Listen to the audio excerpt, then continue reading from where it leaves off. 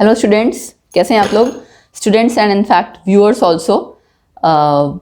Hopefully आप लोग सब लोग बढ़िया होंगे। और एक वीडियो नए सेटअप के साथ हमारी निकल चुकी है, आप लोगों ने देख ली होगी, है ना। जैसा कि मैंने आपसे कहा था कि कुछ स्टाइल थोड़ा सा मैंने चेंज किया है, और इनफैक्ट उसके बजाय अब जो एक और प्रीमियर पे लगी हुई है ना, आप लोगों ने देखा 11th क्लास की, उसमें कुछ और नया है, कुछ समथिंग मोर गुड मुझे कहना चाहिए। तो ऑब्वियसली अगर कुछ हम नया एलिमेंट नहीं डालेंगे तो नई चीज़ें चेंजेस आते रहने चाहिए। तो उसमें हमने थोड़ा कुछ और चेंज किया है। उसको प्रीमियर को जाके आपने कुछ नहीं करना है, रिमाइंडर ऑन कर दो, अपने आप पता लग जाएगा जिस दिन आपकी स्टार्ट होनी होगी, अपने आप उस दिन आप देख भी पाएंगे। एंड मैंने आप लोगों से कहा था नीचे कमेंट सेक्शन में ज़रूर बताएं कि कैसे लगे चेंजेस एंड ऑल, है ना। आई नो काफ़ी टाइम के बाद कमबैक है, तो बहुत से लोग ऐसे जो शायद रेगुलर देखते होंगे अब नहीं देख रहे होंगे। एंड एक होता है ना, व्यूअरशिप थोड़ी सी ब्रेक आ जाता है तो चीज़ें चेंज हो जाती हैं। I agree, but what I wish I can say fingers cross कि आप लोग ज़रूर आएंगे एंड रेगुलर देखेंगे वैसे ही जैसे पहले देखते थे। व्यूज़ भी उतने ही आएंगे, लाइक्स भी उतने ही आएंगे, शेयर भी उतनी ही होगी videos. And yes, channel subscribe भी आप लोग करके रखेंगे एंड अपने दोस्तों से भी करवाएंगे। तो बस इतना ही कहना था आपसे कि आप लोग जो भी वीडियोस आपने देखी, जो नई अब आ रही है, उसको रेगुलर देखिए जैसे पहले देखते थे। एंड यस, हर वीक मेरी पूरी कोशिश रहेगी अब 2 से 3 वीडियोस आने की, एंड 2 तो एटलीस्ट मैंने सोच रखा है कि आएगी। एंड थोड़ा रेगुलर होने के बाद मैंने आपको याद कहा था इंटरेक्टिव सेशन।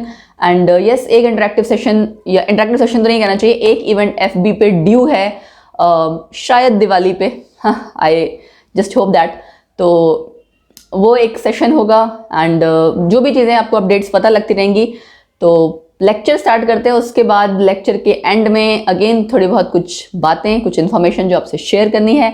बट प्लीज़ यार कमेंट सेक्शन में जाके ज़रूर बताओ। बहुत मेहनत करती हूँ मैं, बहुत पूरी कोशिश करती हूँ आप लोगों को ये मतलब पढ़ाने के रिगार्डिंग में, ओवरऑल वैसे भी कि जो भी एलिमेंट्स हम ऐड करें आपको पसंद आए, और उसी के लिए वो मेहनत रंग लाए। वो तभी रंग लाएगी अगर आप लोगों के नीचे कमेंट सेक्शन में अच्छे अच्छे कमेंट्स आएंगे, सजेशंस आएंगी कि मैम आप ये कर सकते हैं या आपने ये अच्छा किया। कुछ बुरा लगे तो वो भी बता सकते हो, ऐसी कोई प्रॉब्लम नहीं है।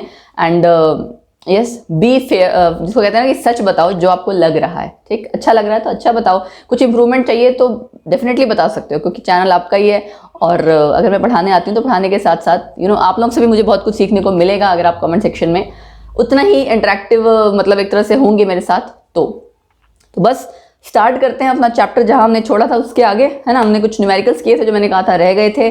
सॉल्यूशन में अब जो अगला टॉपिक है, देखिए क्या है वो, solution of solids in liquids. But मैंने एक चीज़ लिखी हुई है, नॉट इन CBSE। एक्चुअली देखो, जब आप चैप्टर पढ़ रहे हो बहुत से टॉपिक्स उसमें ऐसे हैं जो प्रेजेंट के अकॉर्डिंग, यानी कि अगले साल जो आपका पेपर होना है, कोरोना का लॉकडाउन चला हुआ था तो CBSE वालों ने क्या किया, सिलेबस कम कर दिया है, यू नो इट है। बट एग्जाम में तो नहीं होगा ना। एंड जो आपके कॉन्सेप्ट्स हैं वो क्लियर होने के लिए आपको सारे टॉपिक्स पढ़ना ज़रूरी है। इसीलिए मैं वो सारे टॉपिक्स कवर कर रही हूँ, मैंने कुछ मिस नहीं किया है एंड करूँगी भी नहीं, क्योंकि मुझे आधा अधूरापन पसंद नहीं है। चीज़ें पूरी अच्छी लगती हैं, अधूरा कोई भी चीज़ अच्छी नहीं है, राइट। तो बेटर है कि मैं सारे टॉपिक्स कवर करूं। एंड आप उसको मेंशन मैं कर देती हूँ जो CBSE में नहीं है, बट कंपटीशन में तो आएगा ही ना। अगर मैं उसको छोड़ दूंगी तो आपका ही लॉस है, मेरा भी लॉस है, मुझे भी अच्छा नहीं लगेगा। सो शुरू करते हैं। Solutions of solids in liquids क्या है, सबसे पहले देखिए डिसोल्यूशन। बेसिकली डिसोल्यूशन का मतलब क्या है, जब आप कोई सॉलिड सॉल्यूट ऐड करते हो, कहाँ, कॉन्टिन्यूसली एक लिक्विड सॉल्वेंट में आप ऐड करते रहोगे, क्या होगा, घुलती जाएंगी चीज़ें। जो आपने जो भी मटेरियल उसमें डाला है वो घुलता जाएगा, डिसॉल्व करता जाएगा, और कंसंट्रेशन क्या होगी, बढ़ती जाएगी, ठीक है। इसी प्रोसेस को आप कहते हो डिसोल्यूशन। जैसे फॉर एग्जांपल हमने पानी का ग्लास लिया, सॉल्ट डाला उसमें या चीनी, दोनों में से कोई भी एक चीज़ में, एक कंपोनेंट की बात करी, उसको मैं डिसॉल्व किया, डिसॉल्व हो जाएगी। थोड़ी देर बाद थोड़ी और चीनी डाली या नमक, जो भी चीज़ आप कंटेंट ले रहे हो अपना कंपोनेंट, और हो जाएगी। ऐसे करते करते क्या हो रहा है, एक्चुअली वो तो घुलता जा रहा है एंड कंसंट्रेशन आपकी क्या हो रही है, इंक्रीज होती जा रही है। सॉल्यूट का अमाउंट बढ़ता जा रहा है, वो पानी पानी नहीं कहना चाहिए, जो सॉल्यूशन था आपका वो कंसंट्रेटेड होता जा रहा है, डाइल्यूट नहीं बचा है, यू नो इट। डाइल्यूट और कंसंट्रेशन का मतलब आई थिंक आप लोग अब तक जान चुके होंगे, मैंने सॉल्यूशंस के चैप्टर के स्टार्टिंग में ही पढ़ाया हुआ है। और बाकी अदरवाइज जो आपका बेसिक चैप्टर था +1 का, सब बेसिक कॉन्सेप्ट्स ऑफ केमिस्ट्री, उसमें भी आया है। तो इस पूरे प्रोसेस को हम क्या कहते हैं, डिसोल्यूशन, ठीक है। लेकिन एक स्टेज ऐसी आती है उसके बाद कि आप जब घुलते जाओगे तब तक तो ठीक है, एक टाइम के बाद वो घुलना बंद हो जाता है, ठीक है। घुलना बंद हो जाता है मतलब उसके बाद क्या होता है कि वो आपने जो भी कंपोनेंट डाला वो नीचे बैठने लग जाएगा, ठीक है।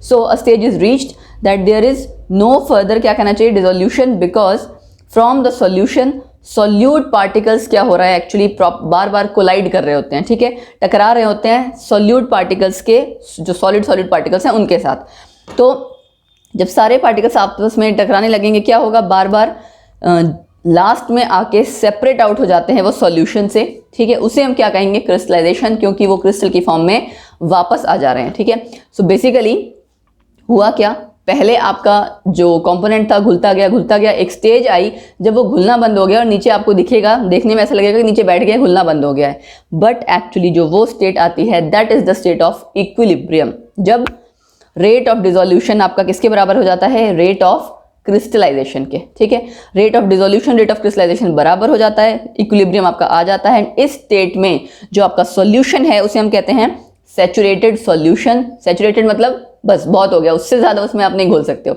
जैसे हम कहते हैं ना हम सैचुरेट हो गए हैं, एग्जॉस्ट हो गए हैं, तो that is the word for solution here, कि सैचुरेट हो गए भाई, अब इसके बाद और कुछ नहीं घुलने वाला उसमें, है ना, जितना घुलना था घुल गया, ठीक। सो सॉल्यूट और सॉल्वेंट मिला के बना सॉल्यूशन, हमने यहाँ बना लिया सैचुरेटेड सॉल्यूशन। ये चीज याद रखना, इक्विलिब्रियम पे ही होगा, दूसरा सैचुरेटेड सॉल्यूशन जरूर होगा, अदरवाइज ये स्टेट नहीं आएगी। Got it. उसके बाद आगे बढ़ते हैं कि सॉल्युबिलिटी क्या है। फिर अब बात है कि सॉल्युबिलिटी की सॉल्युबिलिटी को हम बिल्कुल आसानी से अगर हम इजी लैंग्वेज में कहें तो क्या बोलेंगे, सॉल्युबिलिटी देखो क्या है कि मैक्सिमम अमाउंट ऑफ सॉलिड जो आप घोल सकते हो किसी सॉल्वेंट में, हम सॉल्युबिलिटी क्या कहेंगे कि कितना घुल सकता है वो, बिल्कुल आम भाषा में कहें तो क्या कहेंगे, कितना ज़्यादा से ज़्यादा घुल सकता है, यही कहेंगे ना, वही है actually maximum amount of solid जो आपका सॉल्यूट था that can be dissolved in 100 gram of liquid.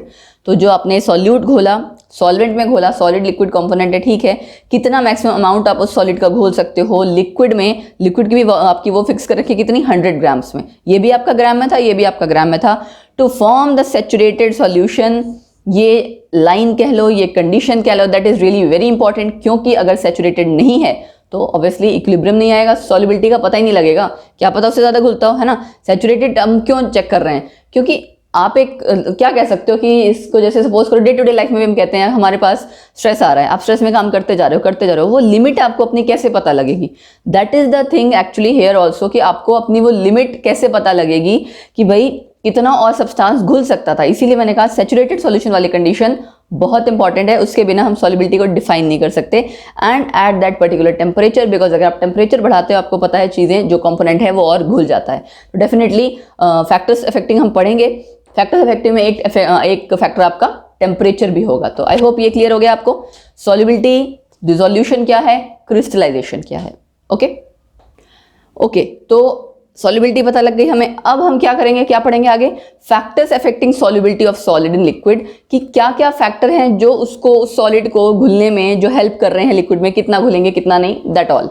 पहला फैक्टर क्या है, nature of solute and solvent, ठीक है। ऑब्वियसली जो चीज़ आप घोल रहे हो और जिसमें घोल रहे हो दोनों के नेचर पे बहुत फर्क पड़ता है, कैसा है कैसा नहीं, घुलता भी है कि नहीं घुलता, राइट। सो वो पढ़ेंगे पहले हम। आयनिक कंपाउंड्स यानी कि जो पोलर है, जहाँ पे डाइपोल है, positive negative charge separate out हो जाते हैं, उसे हम कहते हैं पोलर या आयनिक कंपाउंड, आपको पता है पोलर होते हैं। Ionic compound dissolve in polar solvent like water आपका, लेकिन ये किस में कम सॉल्युबल होंगे, ऑर्गेनिक सॉल्वेंट्स में, या हम कह सकते हैं नॉन पोलर सॉल्वेंट्स में, जैसे कि बेंजीन, ईथर। यहाँ पे कॉन्सेप्ट लिखता है, क्या कॉन्सेप्ट है, लाइक डिसॉल्व्स लाइक। आप लोगों की दोस्ती उसी के साथ होती होगी ना जिसके साथ थॉट्स मैच करेंगे, आप जैसा होगा। ऐसा तो नहीं होगा एक बहुत ज़्यादा घूमने फिरने का शौकीन होगा, दूसरा घर में बैठने का शौकीन होगा, तो उनकी बनेगी। यूजुअली ऐसे केसेस में बनती है, बट हम जो कहते हैं ना जनरलाइज्ड कॉन्सेप्ट ये है कि जहाँ आपके थॉट्स मिलते हैं, विचार मिलते हैं, जिनके साथ आपको अच्छा लगता है, वहीं आपकी ट्यूनिंग बनती है। तो that is the same thing here, कि घुलना, किसके साथ आप ज़्यादा घुल मिल जाओगे, जहाँ कंफर्टेबल होगे ना। तो लाइक डिसॉल्व्स लाइक का कॉन्सेप्ट यहाँ भी लगता है, ये देखिए लाइक डिसॉल्व्स लाइक का कॉन्सेप्ट।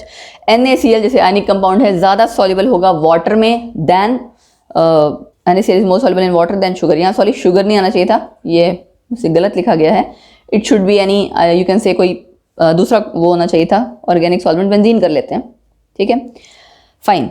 तो कोवेलेंट कंपाउंड आपका फिर क्या होगा, कोई भी ऑर्गेनिक कंपाउंड या कोवेलेंट कंपाउंड जो कि नॉन पोलर है, वो पोलर में नहीं नॉन पोलर में ज्यादा घुलेगा, यानी कि वो इनऑर्गेनिक सॉल्वेंट में नहीं ऑर्गेनिक सॉल्वेंट में ज्यादा घुलेगा, क्योंकि वो उसके जैसा है ना, उनके सिमिलरिटीज, स्ट्रक्चर, वो सारी चीजें उसके जैसी हैं। तो ये आपका एक फैक्टर हुआ सॉल्यूट एंड कहना चाहिए सॉल्वेंट का नेचर, जिसपे कि डिपेंड करती है क्या, सॉल्युबिलिटी।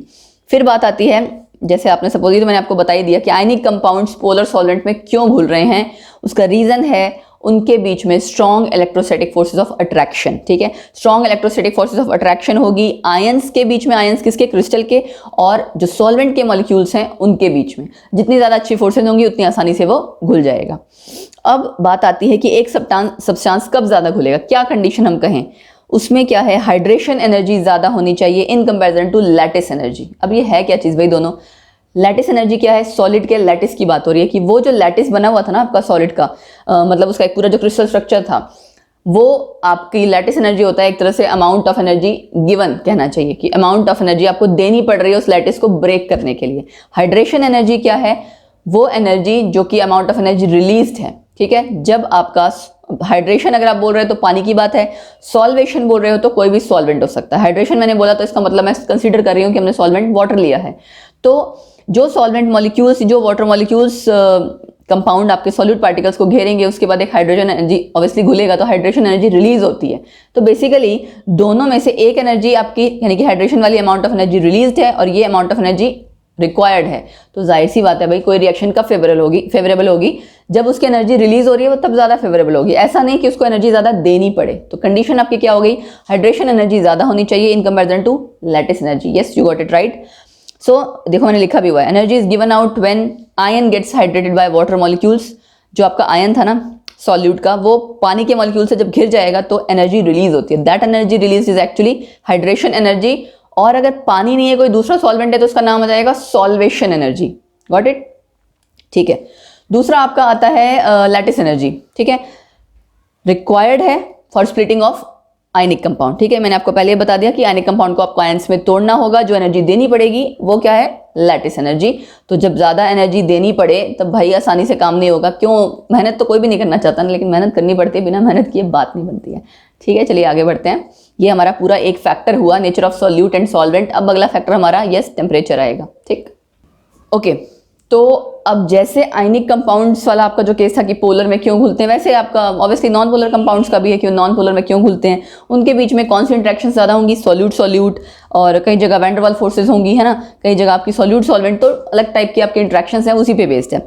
अब बात आती है टेम्परेचर की, effect of temperature on solubility. इसके लिए क्या है, कुछ सॉल्युबिलिटी कर्व्स हैं। कर्व्स का क्या मतलब है, बेसिकली कुछ कर्व्स नहीं है, जस्ट ग्राफ की बात है यहाँ पे। तो जब सॉल्युबिलिटीज को आप प्लॉट कर दो अगेंस्ट द टेम्परेचर कर्व जो आपको मिलेगा, दैट उसमें क्या कहेंगे, सॉल्युबिलिटी कर्व। मतलब एक साइड सॉल्युबिलिटी हो, एक साइड टेम्परेचर हो, कि टेम्परेचर के साथ कैसे कैसे सॉल्युबिलिटी चेंज हो रही है, वो आपका क्या बन जाएगा, सॉल्युबिलिटी कर्व। नाम दिया है ग्राफ ही। ठीक है, आयनिक कंपाउंड्स को हम 3 कैटेगरी में डिवाइड कर सकते हैं।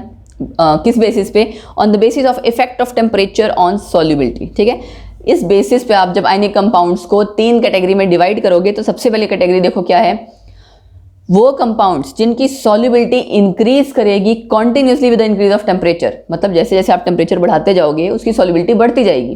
तो इसका मतलब ये हुआ, अगर हम ये सोचें कि हमेशा टेम्परेचर को बढ़ाने से सॉल्युबिलिटी बढ़ेगी तो वो गलत है।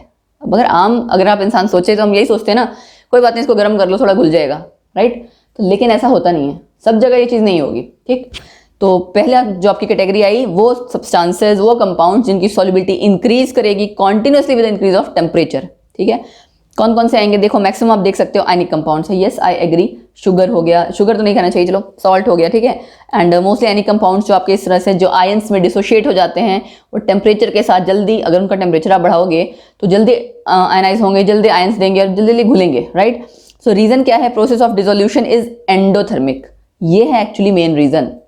एंडोथर्मिक और एक्सोथर्मिक का मतलब क्या था, एंडोथर्मिक मीन्स एनर्जी क्या होगी, रिक्वायर्ड। यस, एक्सोथर्मिक होता है एनर्जी रिलीज्ड यानी हीट रिलीज्ड, एंडोथर्मिक होता है एनर्जी रिक्वायर्ड। डिसोल्यूशन का प्रोसेस एंडोथर्मिक होता है इनके केसेस में। एंड आप ये एक इक्वेशन देख सकते हो क्या, सॉल्यूट प्लस सॉल्वेंट प्लस मैंने क्या कहा हीट, ये आपका सॉल्यूशन। ओवरऑल तो बेसिक रिएक्शन यही होगी अगर हम इन जनरल कहें। अब आपने एक पढ़ा होगा इक्विलिब्रियम में कभी ली शैटलियर प्रिंसिपल, ठीक है, और यस ये आपका +1 में आया हुआ है ना। तो होपफुली उम्मीद करती हूँ कि आप लोगों ने इक्विलिब्रियम पढ़ा होगा। जिसने भी नहीं पढ़ा कोई बात नहीं, जब मैं पढ़ाऊंगी तो पढ़ लेना, कोई बात नहीं। अगर नहीं समझ में आया होगा तो इतनी उम्मीद रखती हूँ कि मेरे पढ़ाने से समझ में आ ही जाएगा। चलो, ली शैटलियर प्रिंसिपल अगर आप जब अप्लाई करते हैं, देखिए प्रिंसिपल कहता क्या है, जो आप रिएक्शन में कोई भी चेंजेस लेके आ रहे हो ना उसका उल्टा हो जाए। उसका इफेक्ट अंडू हो जाए।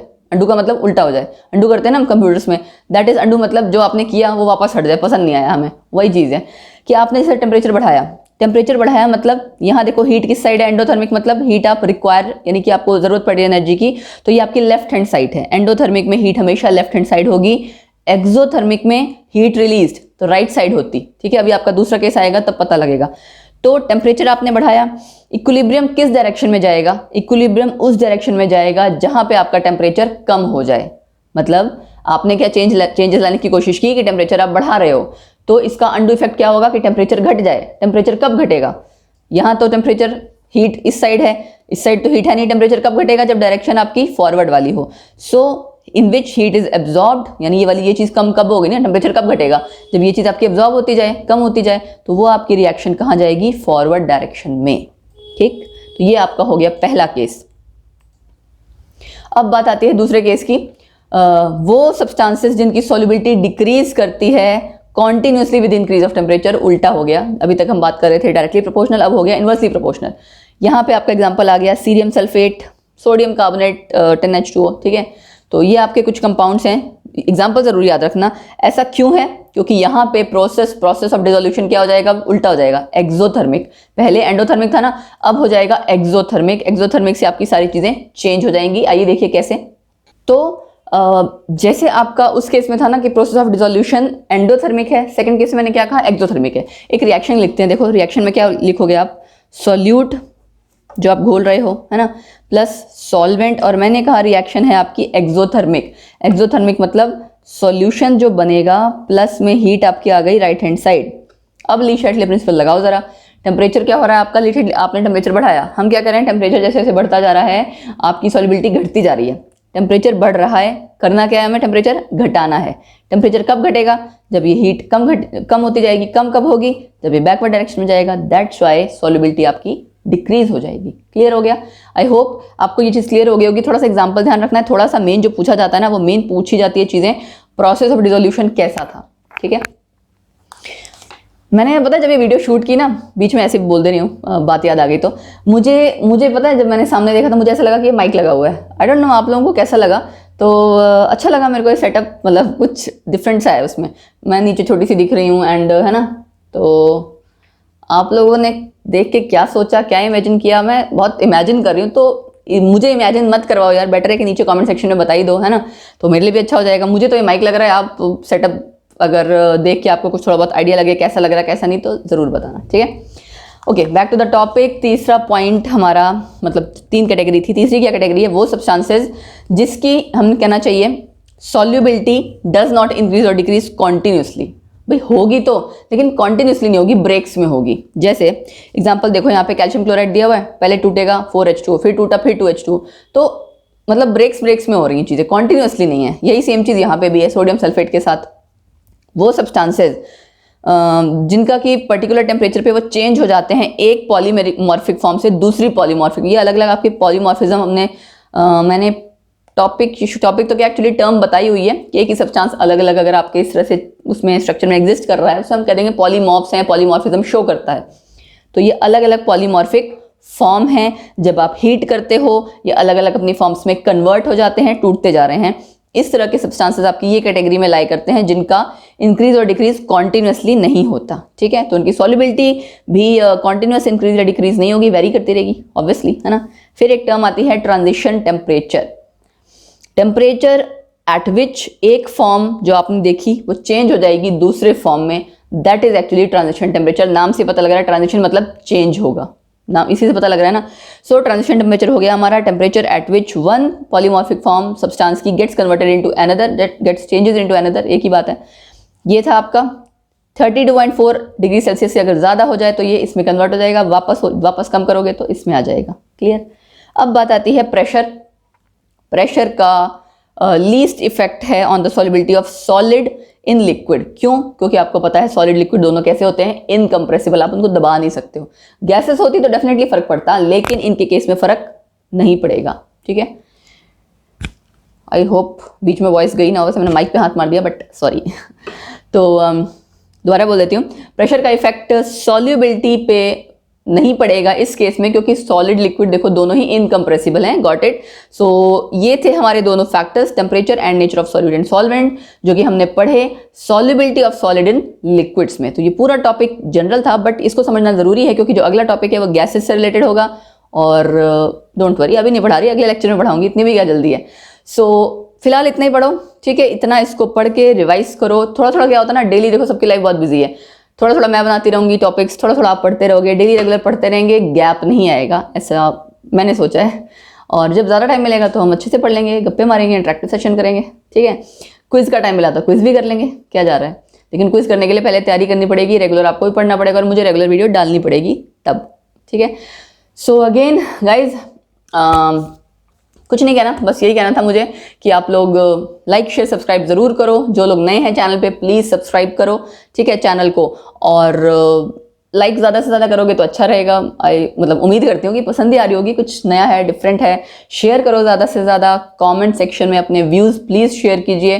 कुछ आपकी कोई रिक्वेस्ट है, कुछ है तो you can also share that. And आपको हैंडल्स यहाँ कहीं नौकर और बॉस दोनों के नज़र आ रहे होंगे तो you can also follow that. जाइए वहाँ, रेगुलर देखिए क्या क्या चीज़ें डल रही हैं, क्या नहीं डल रही हैं। फेसबुक पेज पे तो देखो, मैं आपको सच बताऊँ, फेसबुक पेज का भी आपको लिंक नज़र आ रहा होगा। इनफैक्ट डिस्क्रिप्शन बॉक्स में देखो सारी चीज़ें हैं, ठीक है, आप जाके देख सकते हो। FB का, ट्विटर का, दोनों, इंस्टा, नौकर और बॉस दोनों के।